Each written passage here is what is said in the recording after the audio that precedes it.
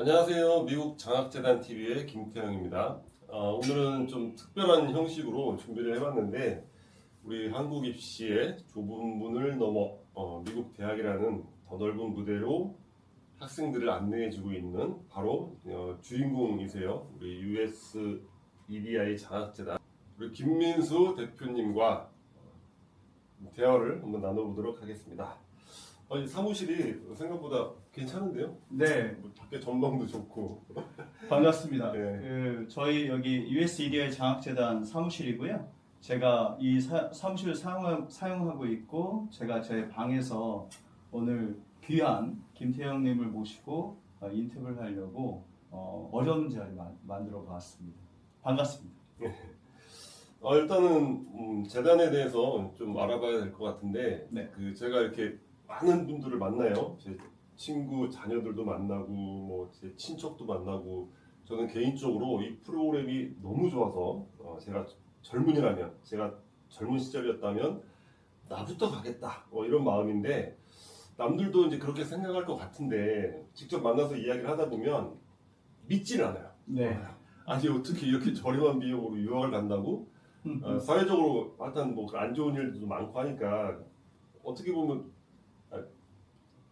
뭐 그런 부분들은 이제 이해가 되는데 일단은 그래서 많은 분들이 과연 이 재단이 무엇인가 이걸 많이 궁금해하시는 것 같아요. 재단 소개를 좀 간단하게 부탁드리겠습니다. 네, 저희 재단은 명칭 자체가 ASSE 인터내셔널이고요. ASSE라는 명칭은 American Scandinavia Student Exchange 프로그램의 약자이고요. 말씀 그대로 아메리칸 들어가니까 북미, 그 다음에 스캔디네이비아이니까 북유럽.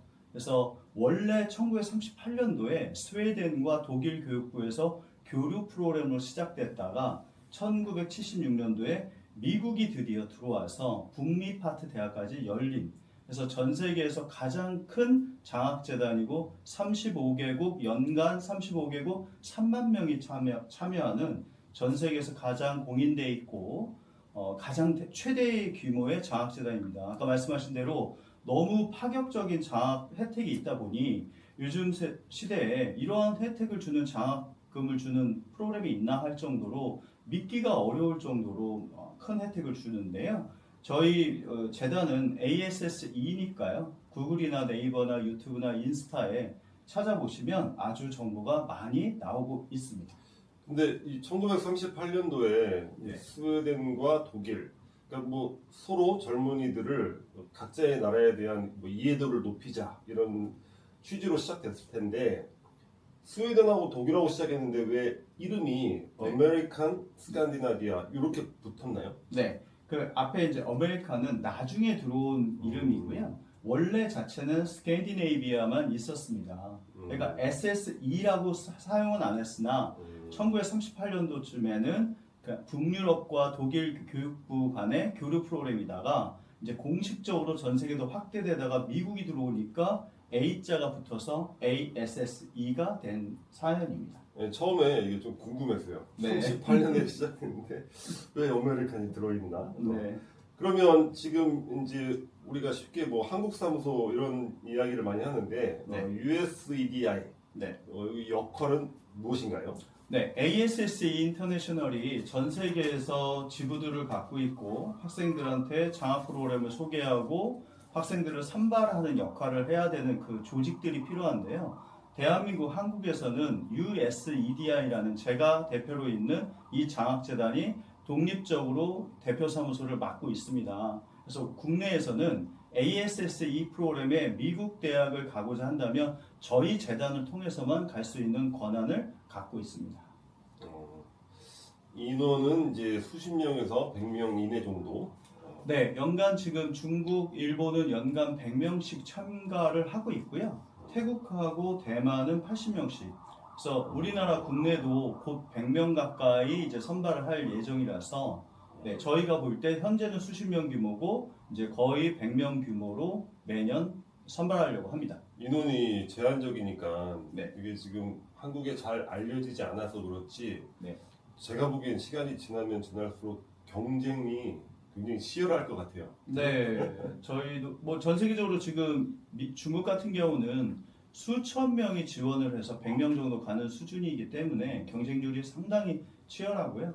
한국도 곧 경쟁이 좀 치열해질 것 같습니다. 우리 그 김민수 대표님 그 세미나를 이제 정기적으로 하고 있는데 저는 몇 번 참가를 해봤어요. 근데 참가하면서 이 프로그램 소개 뭐 이런 것들에 집중하지 않을까 싶은데 인생에 대한 이야기를 많이 하는 것 같습니다. 그러니까 뭐 인생이라기보다는 과연 우리에게 배움이 무엇인가, 그리고 우리 젊은 친구들에게 과연 이제 유학이 무엇인가, 이런 그 근원적인 질문들과 거기에 대한 또 철학적 풀이, 이런 것들이 굉장히 인상적이었는데 그렇게 접근하시는 특별한 이유가 있나요? 네, 아주 뭐 과찬의 말씀 너무 감사하고요. 세미나를 처음 기획할 때 어떤 정보가 담겨야 되는가를 고민을 좀 했습니다. 근데 일반적으로 시중에 있는 유학 세미나라고 하면 상당히 기술적 접근이 많이 되는 걸로 저는 많이 알고 있고 경험하고 있고요. 실질적으로 대학을 어떻게 간다, 점수를 몇 점 맞는다, 그리고 어떻게 해서 입학을 한다, 상당히 기술적 접근이 많습니다. 물론 기술적인 부분이 중요합니다. 마지막 부분은 기술적 부분이 중요하지만 어떤 이 유학이라는 거는 그 한 사람의 가장 인생을 걸고 하는 일이기 때문에 과연 내가 유학을 가야 되는지 그거에 대한 고민이 없이 무작정 참가한다는 거는 제가 볼 때는 실패 확률이 좀 높아서 앞에 인문학적인 요소를 담고, 또 저희가 오로지 유학 업체가 아니고 장학재단이라는 공익적 목표를 갖고 있기 때문에 앞에 인문학적 요소를 넣고요. 뒷부분에 기술적 부분이 들어가는 세미나를 하고 있습니다. 그러면 네. 김민수 대표님에게 한번 직설적으로 여쭤볼게요. 대표님은 자, 유학이란 무엇이라고 생각하십니까? 네. 저는 유학이란 무엇인가에 대한 본질적 질문이 왜 시중에서 가는 분들이 왜 고민 없이 가는지가 사실 그게 의아했습니다. 왜냐면 우리가 예를 들어서 어느 레스토랑 가든 극장을 가든 다 목적이시 가는데 유학만 이렇게 맹목적으로 가야 되는 것인가? 그 고민이 있는데요. 그래서 꽤 오랜 동안 제가 유학을 왜 가야 되는지를 그 고대사부터 근대사까지 한번 살펴봤어요. 근데 정말 구조가 이렇더라고요. 우리가 어떤 물건을 쓸 때 그 물건이 저한테 제가 구매했을 때까지는 유통의 구조가 있는데 지식도 유통의 구조가 있더라고요. 그 유통의 구조라고 제가 보는 거는 그리스 철학자들이 만든 이 철학이 지식화되고 우리 현대 사회를 쓰는 모든 기술과 경제 시스템, 법률, 교육 시스템 모든 게 그리스 철학자들로부터 분파가 됐는데 그들이 만든 지식이 어떻게 우리한테 왔길래 우리는 그 지식을 받았을까라고 봤더니 우리가 일본 식민지를 통해서 그 지식을 받았더라고요. 그러면 결국에 궁극적으로 제가 결론이 어떻게 났냐? 우리나라는 지식을 생산한 적이 없구나. 우리는 원생산자가 아니라 수입국이었구나. 수입국이었구나. 그거를 알게 됐고 1948년도 8월 15일 날 이승만이라는 대통령이 초대 대통령이 됐을 때 누구를 내각에 썼을까라는 고민을 해봤는데요. 뭐 좌다 우를 떠나서 이데올로기적인 이념의 얘기가 아니라 그 초대 대통령으로서 국가를 돌려야 되는데 운영을 해야 되는데 누가 필요했을까? 조선의 한학자를 쓸 수 있을까? 한학자를 쓸 수가 없더라고요, 실제. 그럼 누굴 써야 되느냐? 유학파밖에 못 쓰는 거죠. 그러니까 우리나라 모든 초대 내각은 다 미국, 일본 유학파였던 거예요. 그래서 우리는 결론적으로 유학이라는 건 우리나라의 어떤 거냐면 지식 수입국으로서 우리는 지식을 가서 배워와야 되는 게 우리 숙명입니다. 그래서 유학이라는 거는 반드시 지식을 수입하는 입장에서 배워와야 되는 가장 당위적인, 가장 마땅히 해야 되는 어떤 과정이다. 이렇게 결론을 저는 갖고 있습니다. 네. 그런데 네. 지금은 이제 우리나라도 지식을 생산해야 되는 네. 그런 수준에 와 있단 말이죠. 그렇죠. 과거에는 기존에 이제 많은 경험들, 이런 세계 속의 경험들을 분석하고 우리가 어떤 걸 선택해야 되는가 이렇게 판단할 수 있는데 지금은 그 어느 나라도 겪어보지 못한 네. 그런 것들을 지금 우리가 최초로 판단하고 선택해야 되는 그런 일들이 많이 생기고 있죠. 뭐 최근에 삼성전자의 파업이라든가 이런 것도 인류 역사상 존재하지 않았던 그런 종류의 파업이란 말이죠. 네. 그런데 그러려면 우리가 문제 해결 방식을 네. 그러면 우리가 이제 문제 해결 능력을 키워야 되는데 우리 김민수 대표님이 과거 이제 일본으로부터 들어온 주입식 교육의 문제점 네. 이런 말씀 많이 하시잖아요. 네. 저는 또 다른 관점에서 우리가 유학을 가서 자, 미국이라는 세계의 인재들이 몰려드는 그리고 그 교육 방식이 과연 이 문제를 어떻게 해결해야 되는가, 네. 자기만의 독창적인 방식으로 어떻게 해결해야 되는가 이런 고민을 교육하는 게 미국 교육이잖아요. 네. 그래서 저는 또 그런 관점에서 우리에게 미국 유학이 우리 젊은이들에게 미국 유학이 많이 필요하지 않은가 그런 생각을 좀 추가적으로 해봤습니다. 여튼 한국도 여튼 아직까지 많은 부분에 있어서 지식을 수입하는 이런 상황이기 때문에 유학이 필요한 그런 흐름 안에 있다는 뭐 그런 말씀으로 이해를 해봤습니다. 네. 좀 전에 뭐 말씀드렸던 그런 부분들과 연결되는 부분인데, 네. 자, 김민수 대표님이 생각하는 우리 한국 교육의 한계 네. 그런 부분에 대해서도 말씀 부탁드리겠습니다. 네. 제가 우리나라 교육에 대해서 한계를 말씀드릴 때 항상 드는 예가 있는데요. 우리가 쓰고 있는 이 용어, 단어는 어떻게 해서 우리한테 왔을까? 무슨 얘기냐면 조선시대의 경제라든가 조선시대의 뭐 예를 들어서 바이러스라든가 조선시대의 어떤 교육의 시스템에서 토론식 교육이라든가 여러 우리가 그 집합적인 그 명사도 있지만 고유명사화되어 있는 예를 들어 섭씨라든가 화씨라든가 안산함이라든가 과학적 용어들이 굉장히 많은데 이건 어디서 왔을까 그걸 고민하게 됐습니다. 그래서 그 출처를 파다 보니 1860년대 후쿠자와 유키치라고 하는 일본 정신 근대 정신의 아주 지주라고 할 수 있는 일본 국권 만행권의 얼굴이에요. 실제 후쿠자와 유키치는 이분이 1860년대에 미국의 웹서 사전을 들고 들어와서 문물을 수입해야 되는데 지정되어 있는 단어가 없으니 우리 동양아시아에 그 들고 들어올 때 단어를 동양에 맞게 번역을 한 사람이 최초의 번역자이긴 합니다. 후쿠자 유키치 가신그룹이에요. 그 제자들이 많거든요. 그들이 만든 이런 우리가 쓰고 있는 과학 용어와 생활 용어가 아주 많습니다. 우리가 뭐 가장 많이 쓰는 수학이나 과학이나 지리나 이게 다 일본에서 만든 말이고요. 실제 이 언어의 어원을 따져 들어가서 보면 그 실제 예를 들어서 수학은 mathematics인데 라틴어의 mathematics는 수학이라는 뜻이 아니고 당연히 알아야 할 것, 마땅히 알아야 할 것 이런 뜻을 갖고 있습니다. 근데 그렇게 단어가 수학이라는 한정적 의미, 그러니까 약간 오류적 해석을 우리가 가져다 쓰다 보니 교실 현장에서 제대로 된 그 어떤 의미를 갖고 그걸 이해하는 게 아니라 주입식, 암기식 교육만 계속해서 이어지는 거고요. 실제 일본이 독일 교육법을 갖고 들어왔기 때문에 그걸 우리 조선시대에 심었을 때 우리나라는 당시에 바이마르 공화국이 했던 주입식 교육을 그대로 답습해서 배웠어요. 근데 단어까지도 정확하지 않아요. 그래서 오늘날 우리가 그걸 극복하지 못한 부분이 뭐냐면 주입식 교육과 단어가 잘못된 부분을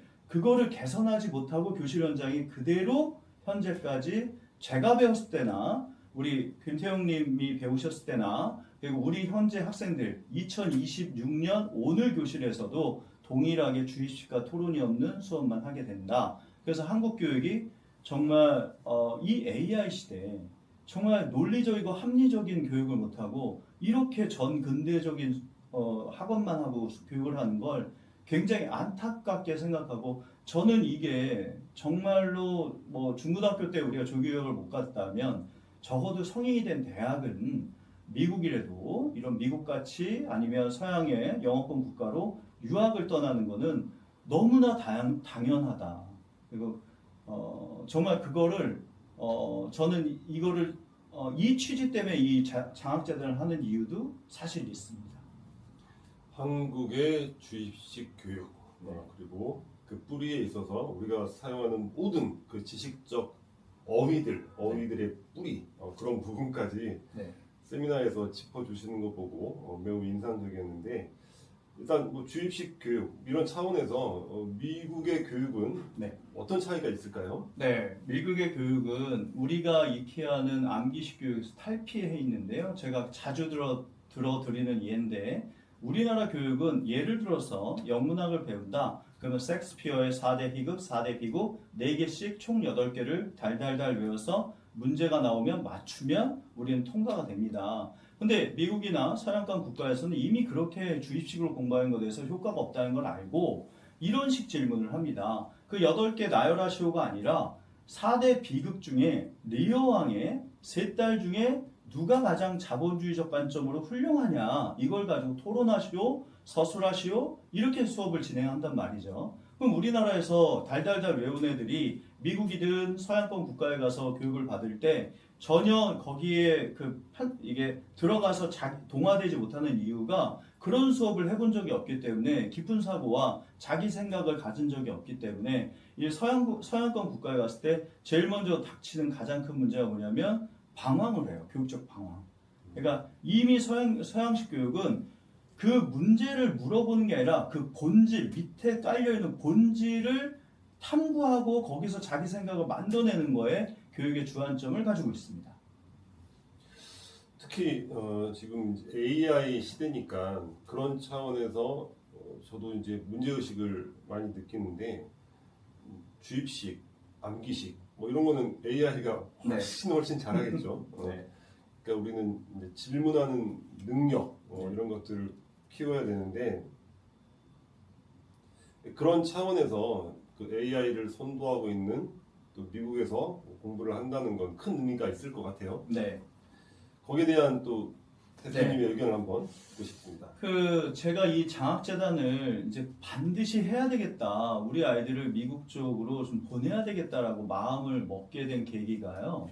산업시대에서 이 AI 시대로 넘어가고 있습니다. 산업시대는 뼈를 갈아넣고 시간 싸움을 하면 성과가 납니다. 지금 교육 당국자분들이 많이 얘기하시는 이런 얘기가 있어요. 우리나라가 2015년도, 2016년도 피사라는 세계 교육지표 평가원에서 내린 결론을 보면 핀란드가 1위, 우리가 2위예요. 그럼 우리나라 교육도 모자르지 않고 이 무역 강국과 세계적인 경제 대국이 된 대한민국이 이 교육을 통해서 여기까지 성장했는데 왜 잘못했다고 자꾸 지적만 하느냐? 좋은 부분도 부각시켜야 되는 게 아니냐? 왜 이렇게 부정적이냐고 말씀하시는데 맞습니다. 여기 산업시대에서는 뼈를 갈아넣고 시간을 할당하면 그만큼 성과가 나게 돼 있어요. 근데 AI 시대는 틀립니다. 이게 특히 이 부분은 더 또 말씀을 좀 드리고 싶은데 시간을 많이 쓰는 거에 대해서 한번 말씀을 드려볼게요. 핀란드 1위 할 때 핀란드 친구들은 방과 후에 2시간, 3시간밖에 과제를 하거나 공부를 하는데 할애를 하지 않고 두세 시간밖에 할애를 하고 나머지는 취미생활이나 가족과 같이 시간을 보낸다거나 자기 생활을 갖고 있거든요. 근데 우리나라 애들은 방과 후에도 8시간, 9시간 새벽 1시, 2시까지 학원을 다니면서 봉고차를 타고 다니면서 계속 학원을 다녀요. 그러면 동일한 성과를 낸다. 핀란드 1위, 우리 2위다. 그럼 우리는 거의 뼈를 갈아넣고 자기 생을 없이 공부에만 오로지 몰두해서 만드는 결과라고 하면 핀란드는 거의 2시간, 3시간 자기의 삶을 유지하면서 한다는 얘기죠. 이 차이가 반드시 있어요. 그러니까 우리나라가 여기까지 발전한 거는 전 국민의 모든 분들이 정말 각고의 노력으로 여기까지 왔어요. 다만 산업시대는 그럴 수 있지만 AI 시대는 이제는 더 이상 뼈를 갈아넣는 자기의 시간을 할당한다? 그럴 수가 없습니다. 제가 클로드로 최근에 저희 홈페이지 만드는데요. 2시간 걸렸습니다. 네, 클로드 지금 그 버전이 지금 유료 버전 35만 원 정도를 투입해서 한번 해봤는데요. 이거는 산업혁명, 1차 산업혁명 이상 버금가는 엄청난 혁명 앞에 우리는 놓여 있습니다. 이 교육 갖고는 버틸 수가 없어요. 네, 더 많은 얘기를 드리고 싶은데 네, 여기까지만 얘기. 네. 말씀을 들으니까 만감이 교차하는 것 같습니다. 우리가 나라가 여기까지 발전해 오고 그런 부분들 너무 자랑스럽죠. 국뽕이라고 한때 그런 거에 빠져서 굉장히 뿌듯해한 적도 있는데 그걸 위해서 뭐 과거 산업 시대에 정말 뼈를 갈아 넣었고 또 우리 세대도 밤을 새워서 일을 하고 또 우리 그 청년 세대들 초등학교 때부터 하루 종일 뭐 학원 가서 공부하고 이건 좀 아니지 않은가. 물론 나라가 이렇게 발전해 가는 거는 뭐 좋지만 그래도 그걸 위해서 전 국민이 이렇게 불행한 어떤 측면에서 불행한 삶을 전 국민이 살아가야 한다는 거는 참 슬픈 일인 것 같아요. 만감이 대표님 말씀을 듣다 보니 네. 만감이 교차를 하게 됩니다. 여튼 뭐 AI라든가 지금 미국의 힘이 많이 떨어졌지만 어떤 근원적인 이런 기술이라든가 세계를 이끌어가는 여러 가지 그 제도적인 이런 기초 이런 것들이 다 미국에서 나오고 그러니까 미국의 그러니까 지금 세계는 사실 미국이 디자인한 대로 모든 네. 것들이 다 이루어져 있는 거죠. 미국이 갖고 있는 그 AI의 그 높은 수준, 그 격차를 보여주는 그런 지표가 뭐 있을까요? 네, 미국이 그 갖고 있는 지금 AI에서 지표는 우리가 꼭 지표로 안 봐도 너무나 지금 실감하고 있는데요. 우리는 핸드폰은 두 종류 중에 한 종류만 선택해서 사용을 하고 있어요. 무슨 얘기냐? 갤럭시도 있고 뭐 여러 가지 종류들도 많은데 왜 그러느냐? 갤럭시는 껍데기를 만들지 소프트웨어는 구글이죠. 그리고 우리는 구글 폰을 쓰죠. 그다음에 아이폰을 쓰죠. 그러니까 두 가지만 써요. 그 핸드폰을 또 열어서 우리가 많은 앱을 쓰는데 그 앱의 아주 많은 부분은 거의 미국산입니다. 독일산도 없고요, 영국산도 없고요, 스위스산도 일본산도 없습니다. 오로지 지금 미국으로만 집중되어 있는데요. 이게 IT라는 속성이 그런데요. 1등만 살아남는 구조가 IT입니다. 그래서 무서운 이제 굉장히 큰 필리핀 불과 시작이 될 건데요. 저는 AI가 지금 미국이 주도를 해가는 이유는 그 어떤 지표나 파워를 볼 때 가장 먼저 보는 게 노벨상 배출입니다. 2025년 현재 438명을 노벨상 배출했는데요. 최근에는 더 가팔라진 게 미국으로 집중되고 있어요. 그러니까 노벨상을 그렇게 많이 배출하는 건 밑에 교육 시스템이 살아있다는 얘기인데 미국의 그 유수의 대학들 우리가 이름만 대도 아는 그 대학들 하버드나 스탠포드나 MIT나 그런 대학들이 현재까지도 아주 많은 인재를 배출하고 거기에 많은 기술들을 배출하고 있어서 전 노벨상 438명을 배출하는 미국의 지표로 볼 때 가장 미국이 주도권을 가져갈 수밖에 없다. 그 근거로 사용하고 있습니다. 최근에 더 늘어나고 있어요? 더 늘어나고 있습니다. 지금은 그러니까 예를 들어서 2위가 영국인데 130명 정도 되는데요.